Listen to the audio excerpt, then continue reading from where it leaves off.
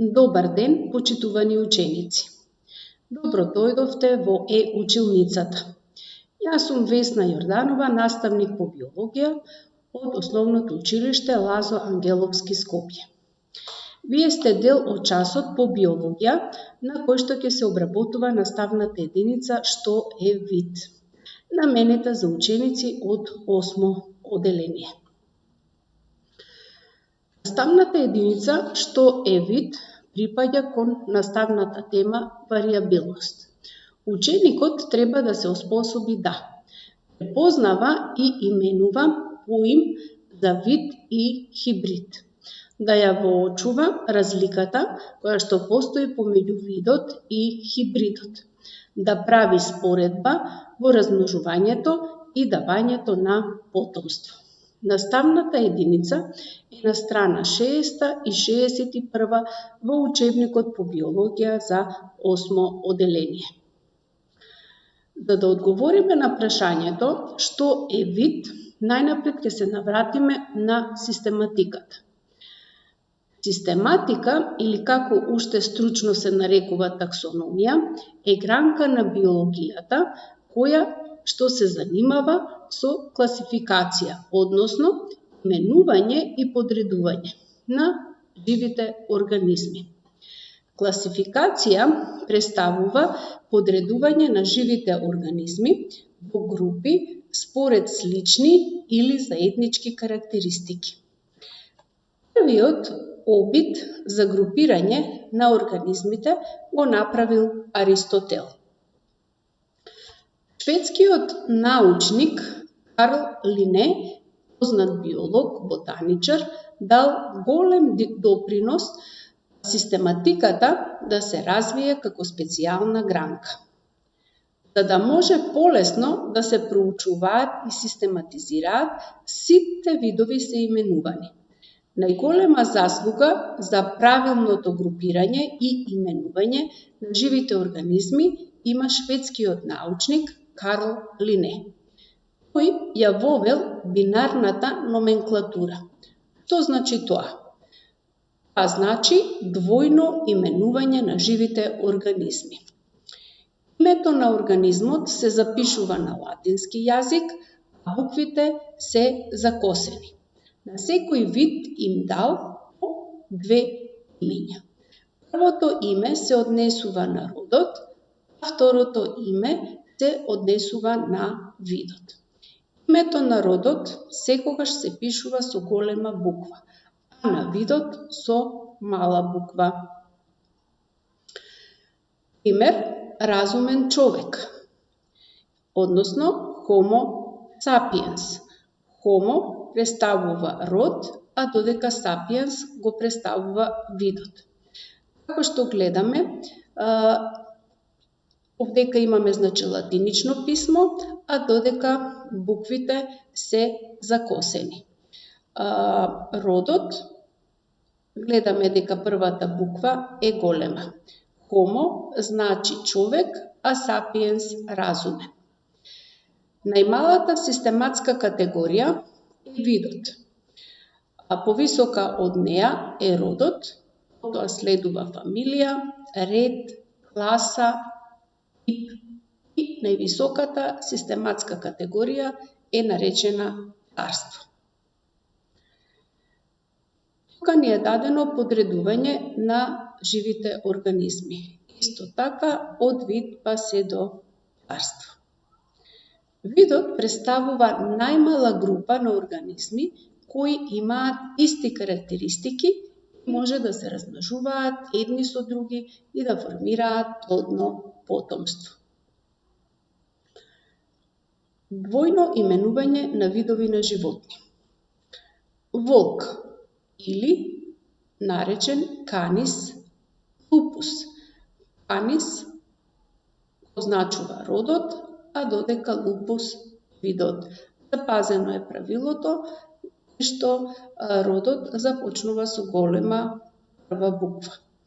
Белоглав мршојадец или Bips fulvus. Кит убиец, Orcinus орка.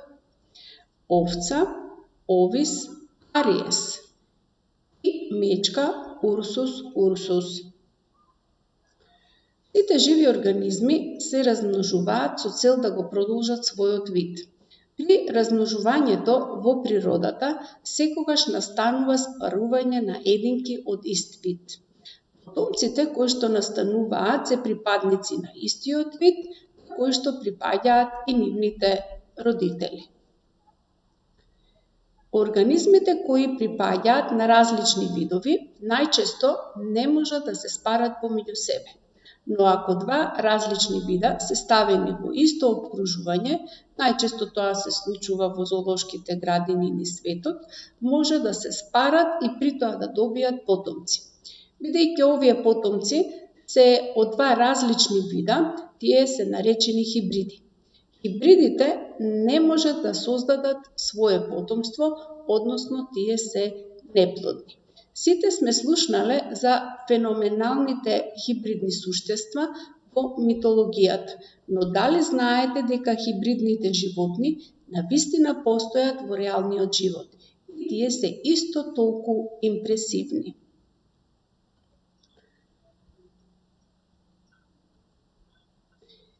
Хибридот добиен помеѓу коњ и магаре се нарекува мазга. Таа има одредени особини од двата родители, но е неплодна. Хибридот помеѓу мажјак лав и женка тигар е наречен лигер. Лигерите живеат само во вештачко опкружување. Тие по својот надворешен изглед личат на лав, само се многу поголеми со ленти карактеристични за тигрите.